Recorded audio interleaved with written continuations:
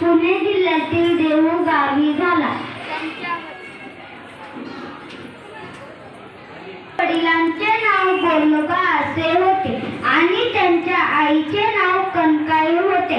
संत तुकारामांना मोठा भाऊ सावाजी आणि छोटा भाऊ कान्होबा होता.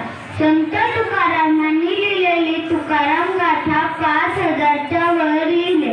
अभंग मानवी जीवनाला उपकार ठरले.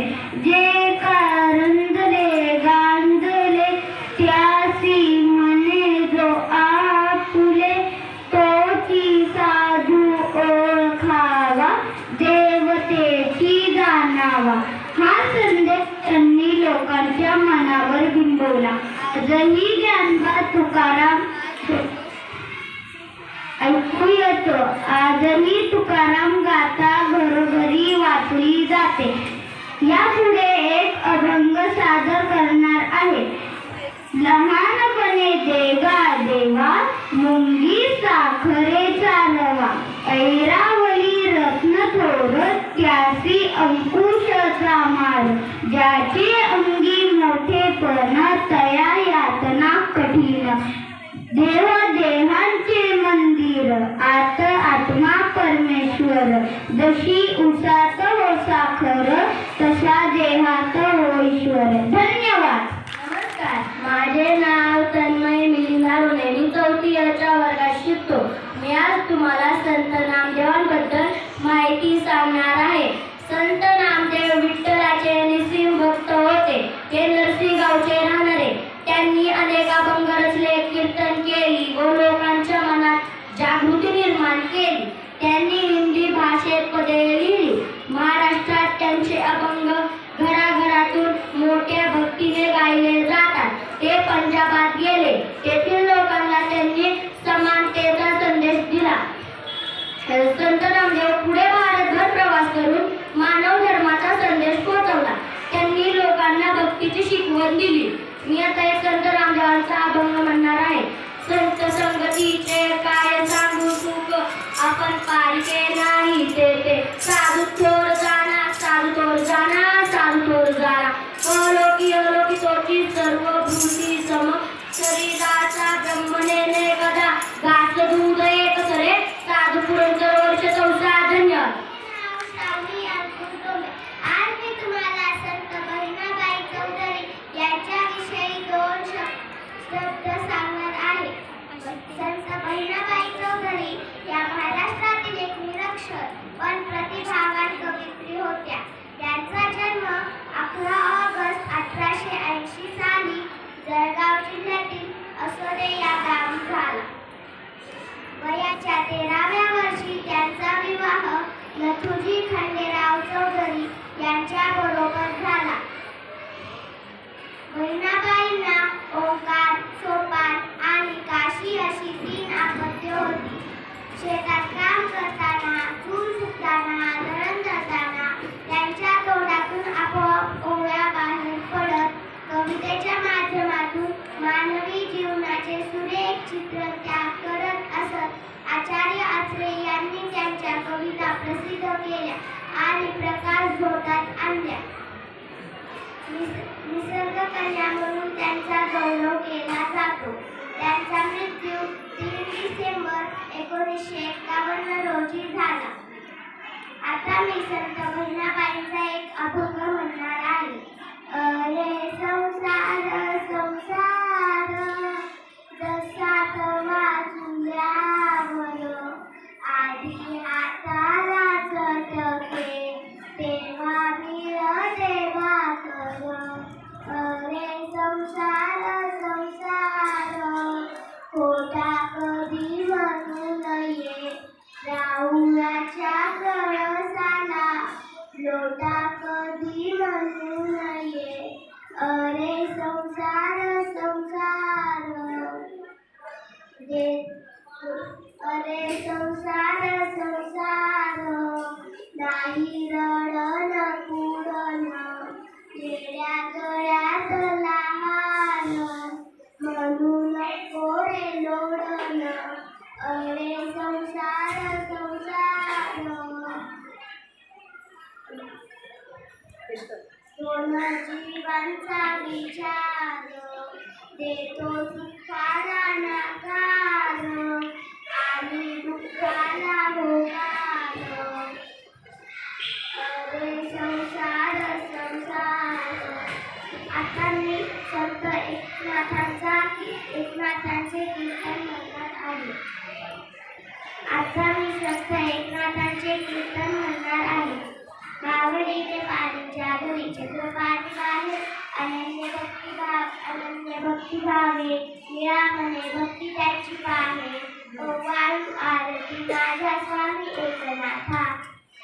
भावार्थ नाथांना राग येत नव्हता. हे गावकरी मंडळींना पावत नव्हते. गावातल्या काही मोठ्या लोकांनी मिळून असे ठरवले, या नाथाला राग आणायचा तरी कसा. त्यावेळी पाटलांना असा विचार आला गावभर दवंडी देऊ. जो कोणी नाथाला राग आणेल त्याला 50,000 रुपयाचं बक्षीस. त्यावेळेसची लोकही तशीच होती. कोणाचं काही चांगलं होत असेल तर ते त्यांना देखवत नव्हते. ही दवंडी गावकऱ्यांना कळाली.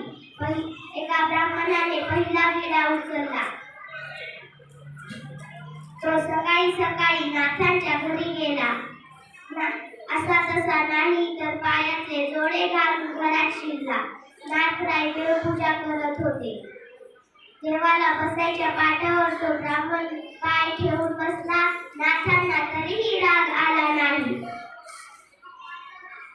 उलट नाथांनी त्याची देवाप्रमाणे पूजा केली. पूजा केल्यानंतर त्या ब्राह्मणाला काहीही सुचेना. आता काय करावं.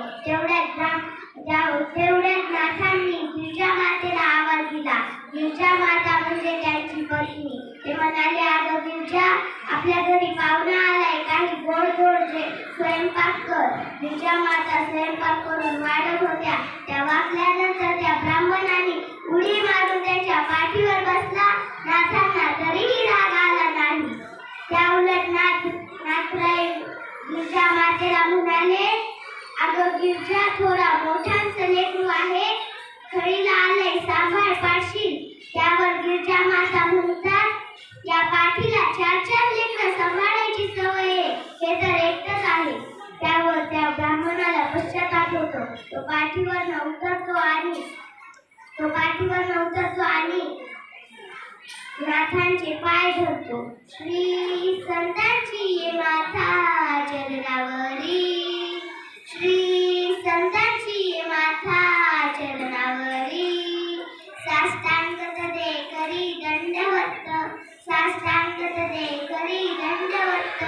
श्री संतांची ये माथा चरणावरी, श्री संतांची ये माथा चरणावरी. रामकृष्ण हरी जय जय रामकृष्ण हरी, रामकृष्ण हरी जय जय रामकृष्ण हरी. माझे नाव दीक्षा आहे. आज मी आपल्यासमोर संत कान्होपात्रे यांच्याविषयी माहिती सांगणार आहे. सामान्य कुटुंबात जन्माला आलेल्या आणि विठ्ठल भक्तीपर अभंग रचना करणाऱ्या संत कान्होपात्रे या इसवी सन 15व्या शतकातील वारकरी संप्रदायातील एक महत्त्वाची संत कवयित्री होत्या. भारताच्या महाराष्ट्र राज्यातील सोलापूर जिल्ह्यातील पंढरपूर जवळच्या मंगळवेढे हे त्यांचे वास्तव्य होते. कर्नाटकातील बिदरच्या बादशहाने मागणी घातली म्हणून संत कान्होपात्रे यांनी पंढरपूर जवळच्या विठ्ठल चेटीवर जाऊन डोके ठेवून आपले प्राण सोडले. संत कान्होपात्रे यांनी 33 अभंग सकळ संत गाथा या ग्रंथात समाविष्ट झाले आहे. मी आपल्यासमोर संत कान्होपात्रे यांचा अभंग सादर करीत आहे. भक्त पुंडलिकासाठी उभा राहिला विटेवरी, भक्त पुंडलिकासाठी उभा राहिला विटेवरी.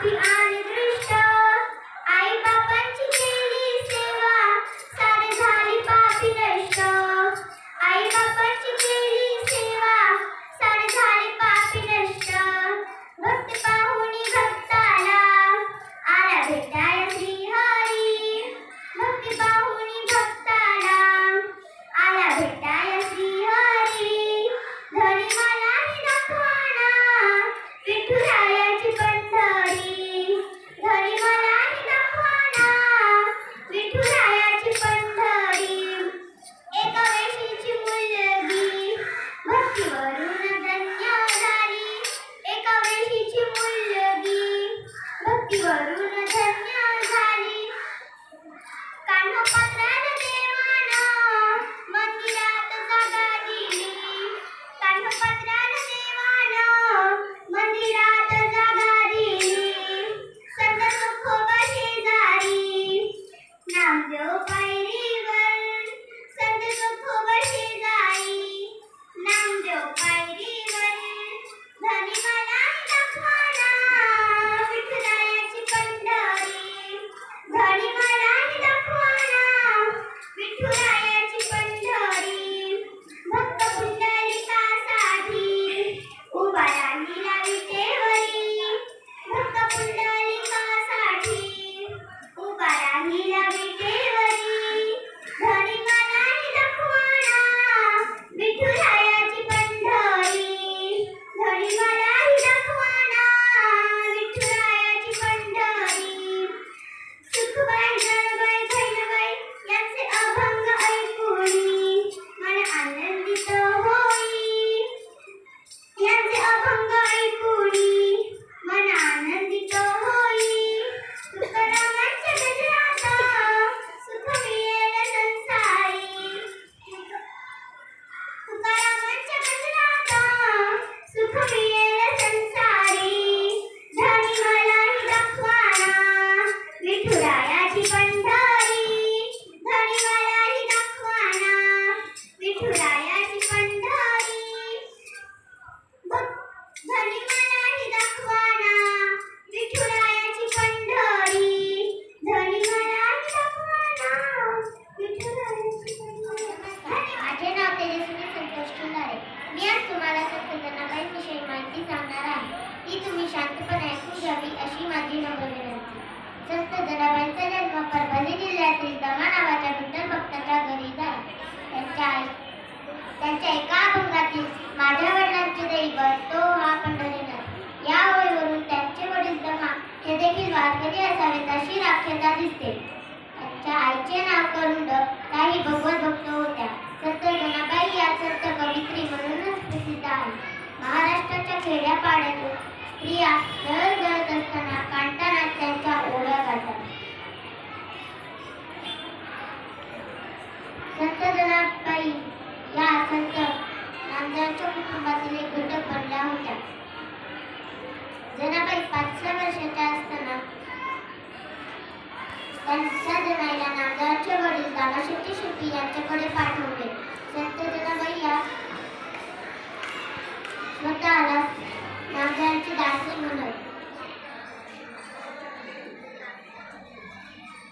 विठू माझा रे पुरवाळा हे अभंग जनाईंचेच आहे घरातील इतर कामे करत असताना त्या सतत देवाचे नामस्मरण करत असे जनाबाईंच्या नावावर असलेले 350 अभंग सकल संत गाथा या ग्रंथात मुद्रित झालेले आहेत संत जनाबाईंचे बरेचसे अभंग संत नामदेव गाथेतील आहेत वेळेप्रसंगी त्या देवाशी मांडायला कमी करत नाही अशा होत्या संत जनाबाई आता मी तुमच्या समोर जनाबाईंचा एक अभंग म्हणणार आहे पहिली माझी ओवी ग जनीच्या अंतरी भरती पंढरी पांडुरंगा दुसरी माझी ओवी ग जनीचा हुंकार वाईट शेजार पांडुरंगा तिसरी माझी ओवी ग जीवाचा पलई जनी घाई घाई रडे पांडुरंगा चौथी माझी ओवी ग गडबडून उठ सोडीच वेळ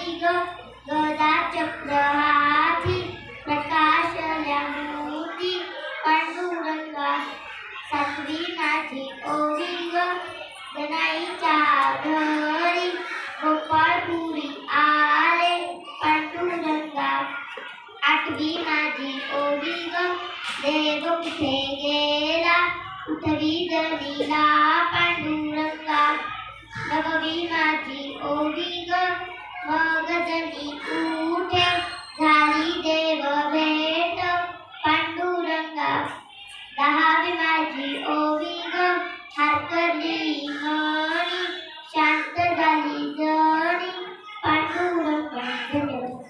माझे नाव शिवम चंद्रकांत रोड. मी आता तुम्हाला संत एकनाथांविषयी माहिती सांगणार आहे. संत एकनाथ पैठणला राहणारे त्यांनी एक अभंग ओव्या भांडे लिहिली. एके दिवशी संत एकनाथ गोदावरी नदीवर स्नानाला निघाले होते. दुपारची वेळ होती. ऊन रखरखत होते. वाळवंट तापले होते. त्या तापलेल्या वाळवंटावर एक पोरगे रडत बसले होते. त्याच्या रडण्याचा आवाज नाथांच्या कानी आला व त्यांनी इकडे तिकडे पाहिले. त्याच्या आईबाजवळ आहेत का ते धावतच त्या मुलाजवळ गेले. त्याला कडे उचलून घेतले. त्याला डोळे पुसले व त्याला जागरण बसवले. मी आता तुमच्या समोर संत एकनाथांचे बहादूर सादर करत आहे. सूर्य उगवला, प्रकाश पडला, आडवा डोंगर तयाला माझा नमस्कार. आडवा डोंगर तयाला माझा नमस्कार. मारून काय रे काय झालं? अहो काय म्हणताय का तुम्ही? तिथं रात झाली आणि तुम्ही म्हणताय सूर्य उगवला. अरे रानू, आता सुद्धा सूर्य नव्हे तर ज्ञानरूपी सूर्य. ज्ञानाचा सूर्य उगवला आणि अज्ञानाचा अंत करणारा त्या ज्ञानरूपी सूर्याला बंधन करून ते मारून सुरू करायचं. मारून म्हणजे काय महाराज? मारून म्हणजे बहुमूल्य भाव, अपभाव जो आपल्या समाजात रुजला आहे. विचार आणि आचारांच्या समस्तीने म्हणून त्या मारून कोणते मारून सुरू करायचं. मला हे पटलं का? पटलंय ना? आता तुम्हाला सर्वांना पटलंय ना? हो. आता माझ्या मार्ग आहे. सूर्य उगवला, प्रकाश पडला. सूर्य उगवला, प्रकाश पडला. आडवा डोंगर तयाला माझा नमस्कार. विंचूचा आवळा काय मी करू? विंचूचा आवळा फुलाला सांगू. विंचूचा आवळा बया विंचूचा आवळा विंचूचा आवळा. हो महाराज, झालं काय जागी? गावकृत विंचूचा आवळा म्हणता गळी जाती धावता माझा प्राण गेला. अग विंचूचा आवळा काय मी करू? विंचूचा आवळा फुलाला सांगू. विंचूचा आवळा बया विंचूचा आवळा हो. मग गळी जाती हाती दावड आणि इंद्रीचा काही संबंध नाही. अग विंचूचा आवळा काय मी करू? विंचूचा आवळा फुलाला सांगू. विंचूचा आवळा बया विंचूचा आवळा हो. धन्यवाद. माझे नाव सोहम मोरे. मी आज तुमच्या समोर संत ज्ञानेश्वर यांची माहिती सांगणार आहे. संत ज्ञानेश्वर हे 13व्या शतकातील अलौकिक असणारे महान संत होते. त्यांचा जन्म इसवी सन 1275 मध्ये औरंगाबाद जिल्ह्यातील आपेगाव या गावी झाला. त्यांच्या आईचे नाव रखमिणीबाई, वडिलांचे नाव विठ्ठलपंत असे होते. निवृत्तीनाथ सोपानदेव व मुक्ताबाई ही त्यांची भावंडे होते. संत ज्ञानेश्वर हे ज्ञानाचे मूर्तिमंत प्रतीक होते. ते विठ्ठलाचे परम भक्त होते. वयाच्या अवघ्या 16व्या वर्षी त्यांनी ज्ञानेश्वरीची रचना केली. ज्ञानेश्वरीतील ओलाव्या व विचारांची संपन्नता अतुलनीय. त्यांनी ज्ञानेश्वरीच्या अवघ्यात विश्व कल्याणासाठी प्रार्थना अर्थात पसैधान लिहिली, जे आपण रोज संध्याकाळी म्हणतो. वयाच्या अवघ्या 21व्या वर्षी इंद्रायणी नदीतळी आळंदी सजीवन समाधी घेतली. मी तुमच्या समोर संत ज्ञानेश्वर यांचा अभंग सादर करीत आहे. 1 मिनिट. भक्तीची वाट आम्हा संतांनी दावली. भक्तीची वाट आम्हा संतांनी दावली. विठ्ठलाचा खरा भक्त ज्ञानेश्वर माऊली. विठ्ठलाचा खरा भक्त ज्ञानेश्वर माऊली. रेडमुख वेद त्यांनी बोलायला लावली. रेडमुख वेद त्यांनी बोलायला ज्ञानेश्वर माऊली. निर्जीव भिंती त्यांनी चालून धावली, निर्जीव भिंती त्यांनी चालून धावली. विठ्ठलाचा खरा भक्त ज्ञानेश्वर माऊली. मुक्ताईने पाठीवरती माड्या बाजून धावल्या, मुक्ताईने पाठीवरती माड्या बाजून धावल्या. विठ्ठलाचा खरा भक्त ज्ञानेश्वर माऊली. धन्यवाद. नमस्कार, माझे नाव कार्तिकी आहे. आज मी आपणासमोर संत मुक्ताबाई यांची माहिती सांगणार आहे. ती तुम्ही शांतपणे ऐकून घ्या. मुंगी उडाली आकाशी, तिने गेले सूर्याशी. मुंगी उडाली आकाशी, तिने गेले सूर्याशी.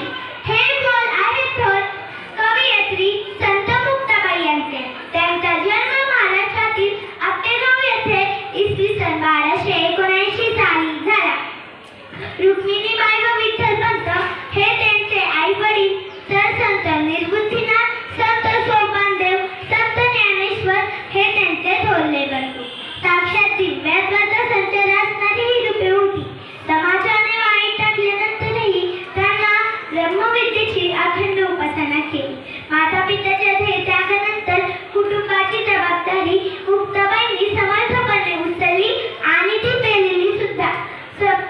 संत मुक्ताबाईंचे ताटीचे एकूण 42 अभंग प्रसिद्ध आहेत, ज्यात त्यांनी पाहुण्या देवांना ताटी उघडण्यासाठी विनवणी केली होती. मी आपणासमोर आता संत मुक्ताबाईंचा एक अभंग सादर करीत आहे. आकाशाचा चंद्र शोभे माझ्या अंगणात, पंढरीचा विठ्ठल दळीतो जणीच्या घरात. पंढरीचा विठ्ठल दळीतो जणीच्या घरात. कार भागली देवा कारशी नलास, आनंदाने येईन देवा तुझ्या राऊळात. रूप तुझे पाहुनिया मन होई शांत, गोड तुझे रूप देवा गोड तुझे नाम. आनंदाने येईन देवा तुझ्या राऊळात. अमृताची गोडी देवा तुझ्या भजनात. म्हणे मुक्ताबाई ऐक जनाबाई, तुझ्यासाठी पांडुरंग आला ठाई ठाई. आता मी तुमच्या समोर संत मुक्ताबाईंच्या अभंगाचा अर्थ सादर करीत आहे. जसे चंद्राचा प्रकाश सर्वांच्या अंगात असतो, तसे संत जनाबाईंच्या घरात विठ्ठल राहत असतो. मुक्ताबाई देवाला सांगते की माझी भक्ती तुझ्यावर खूप आहे, मी तुझ्या जवळ खूप आनंदाने येत आहे. देवा तुझे रूप जेवढे गोड आहे तेवढेच तुझे नावही गोड आहे. जेवढे अमृत गोड आहे तेवढे तुझे भजनही गोड आहे. धन्यवाद. माझे नाव प्रियंका परमेश्वर दिसते. मी तुम्हाला संत स्वराबाईंचा अभंग सादर करीत आहे. संत स्वराबाई या 14व्या शतकातील मराठी कवयित्री असून संत तुकोबा यांच्या पत्नी होत्या. स्वराबाईंनी बरेच अभंग लिहिले, पण केवळ 92 उपलब्ध आहे. त्यांच्या अभंगामध्ये त्या स्वतःला तुकोबांची महारी म्हणत. तुकोबांची बायको असे अभिमानाने म्हणून घेत असली तरी त्यांनी स्वतःचे वेगळेपण सिद्ध केले आहे. आता मी तुम्हाला संत स्वराबाईंचा अभंग सादर करीत आहे. सदा सर्व काळ नामाचा छंद, राम कृष्ण गोविंदा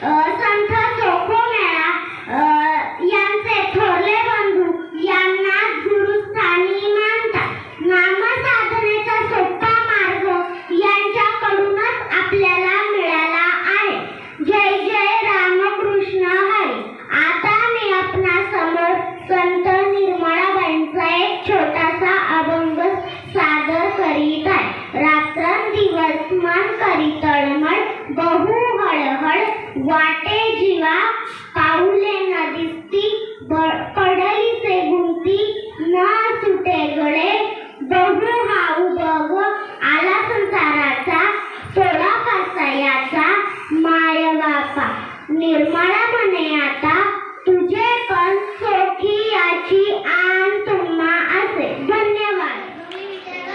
मी आता 4थी अ मध्ये शिकते. मी आज तुम्हाला अभंग बनवून दाखवणार आहे. कमानी दरवाजाला रुक्मिणीचे दोन्ही हात, कमानी दरवाजाला रुक्मिणीचे दोन्ही हात, खरं सांगा ना विठ्ठला संतांनी संगे काय मात, खरं सांगा ना विठ्ठला संतांनी संगे काय मात.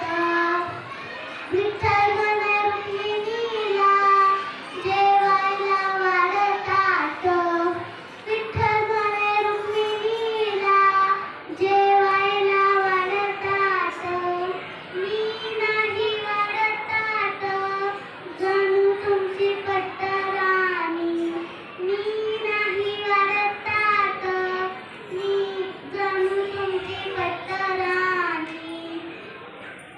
कमानी दरवाजाला रुक्मिणीचे दोन्ही हात, कमानी दरवाजाला रुक्मिणीचे दोन्ही हात, कमानी दरवाजाला रुक्मिणीचे दोन्ही हात. विठ्ठल म्हणे रुक्मिणीला अंघोळीला टाक पाणी, विठ्ठल म्हणे रुक्मिणीला अंघोळीला टाक पाणी, मी नाही टाकत पाणी जणू तुमची हल्ल्याराणी, मी नाही टाकत पाणी जणू तुमची हल्ल्याराणी. हरी विठ्ठल श्री ज्ञानदेव पंढरीनाथ भगवान की,